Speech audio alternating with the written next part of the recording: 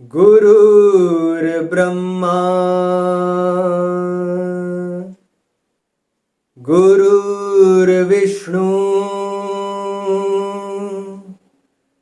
गुरुर्देवो महेश्वरः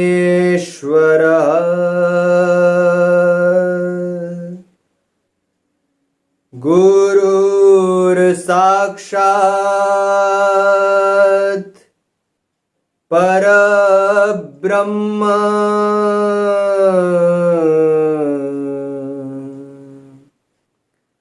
तस्मै श्री गुरुवे नमः।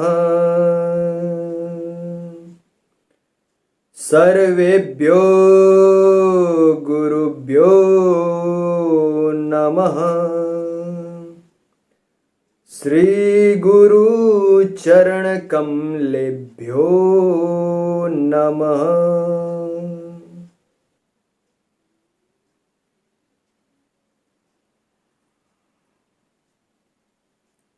गुरु का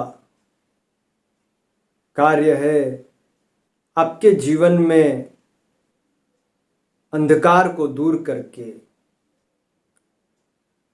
रोग दुख शोक को दूर करके सुख शांति आनंद और ज्ञान का दिव्य प्रकाश, योग का प्रकाश,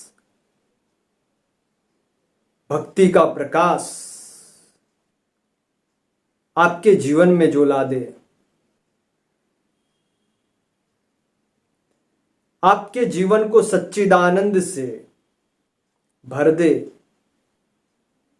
आपकी चेतना को मूलाधार से सहस्रार को पहुंचा दे, बेस चक्रा से क्राउन चक्रा तक जो पहुंचा दे, आपके जीवन के लक्ष्य को साधारण से असीम अनंत जो कर दे, वही गुरु होता है, वही गुरु का कार्य होता है और वही गुरु तत्व होता है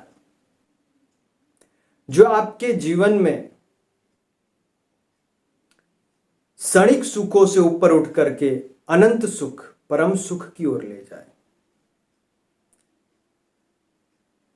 संसार के जो भी परिस्थितियां हैं उससे आप परे हो जाओ, आपके जीवन में समता आने लग जाए, सब परिस्थितियों में भी आपका मन स्थिर रहे, प्रसन्न रहे और विचलित न हो कभी भी। वो गुरु के ज्ञान का प्रकाश है, गुरु के दिव्य शक्ति का प्रकाश है जो आपके जीवन को विकसित करता है, जो आपके जीवन को ऊर्जा से, शक्ति से, महान आनंद से भरता है। आपके सांसारिक कर्मों में वो आपको और तत्परता से और वो अनासक्त भाव से करने के लिए प्रेरणा देता है। साथ ही साथ वो आपके सांसारिक जीवन में सफलता के साथ साथ आपके आंतरिक जीवन में भी सफलता के बीज बोता है, सफलता लाने के लिए साधना बताता है, योग बताता है, ध्यान बताता है।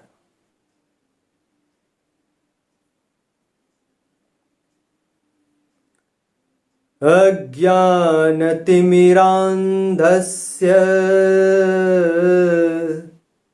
ज्ञानाञ्जनशलाखया चक्षुरुन्मिलितं येन तस्मै श्री गुरुवे नमः।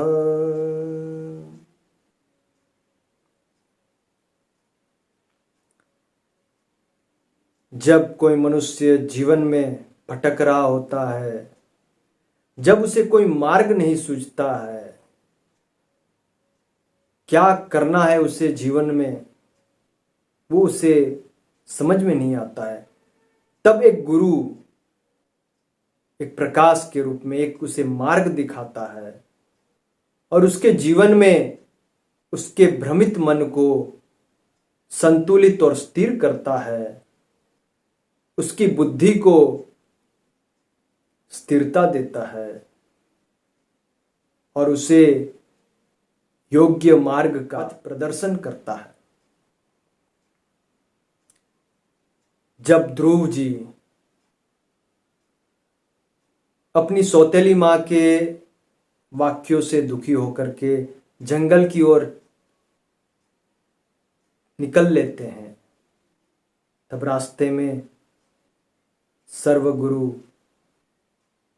सदगुरु, महान गुरु देवर्षि नारद उन्हें मिलते हैं। देवर्षि नारद जी जान जाते हैं कि ध्रुव जी के मन में क्या बातें चल रही है। वो उनको पहले उनका निश्चय देखते हैं कि वो कितने दृढ़ संकल्प हैं, कितने डिटरमाइंड है ध्रुव जी। तब फिर नारद जी उन्हें साधना बताते हैं, योग की, ध्यान की विधियां बताते हैं। जब शिवाजी के मन में एक महान हिंदू राष्ट्र, सनातन राष्ट्र बनाने की इच्छा हुई, तो उसके पीछे भी समर्थ गुरु रामदास की तपस्शक्ति, मार्गदर्शन था। ऐसे ही कोई शिवाजी नहीं बन जाता। एक शिवाजी बनने के लिए समर्थ गुरु रामदास चाहिए। एक स्वामी विवेकानंद बनने के लिए रामकृष्ण परमहंस चाहिए। एक अर्जुन बनने के लिए योगेश्वर श्री कृष्ण चाहिए। जो आपको, जहां आप अपने लक्ष्य से हट जाओ, गुरु का कार्य वापस आपको आपके लक्ष्य की ओर मोड़ करके लाना। जब आप अपने रास्ते से भटक जाते हो, फिर आपको वापस रास्ते में ला करके फिर आपका जो लक्ष्य है उसको याद दिलाना। और वास्तव में प्रत्येक मनुष्य का लक्ष्य है परम आनंद, परम शांति, परम सुख को प्राप्त करना, परमात्मा मय हो जाना, उस सच्चिदानंद का अनुभव कर लेना, जिसके बाद और कुछ जानना और पाना बाकी नहीं रहता। मनुष्य तृप्त हो जाता है, उसकी मन सच्चिदानंद के समुद्र में गोते लगाने लगता है। वो आनंद को सब लोग पाएं, सभी मनुष्य उस आनंद का, सच्चिदानंद का अनुभव करें। ये गुरु का परम प्रिय कार्य होता है, उन्हें परम प्रिय लगता है, क्योंकि जो उन्होंने सुख, शांति और आनंद का अनुभव किया है, वो चाहते हैं कि दूसरे भी उसी मार्ग पर आए। महापुरुषो येन गतः स पंथ, जिस मार्ग से आज तक सृष्टि में लाखों करोड़ों आत्माओं ने सुख को, शांति को और सच्चिदानंद का अनुभव किया है, उसी मार्ग पर चलने के लिए जो आपको प्रेरणा दे, जो आपको मोटिवेट करे, जो आपको शक्ति दे, मार्गदर्शन दे, प्रकाश दे, ज्ञान दे, विद्या दे, वही गुरु होता है। वही आपके जीवन के अंधकार को लाखों करोड़ों वर्षों से जिस सुख की आप तलाश में हैं, उस सुख को आपको प्राप्त करवाता है, अनुभव करवाता है। वही गुरु का कार्य है, वही गुरु का आपके जीवन में रोल है, वही आपके जीवन में उनका कार्य है।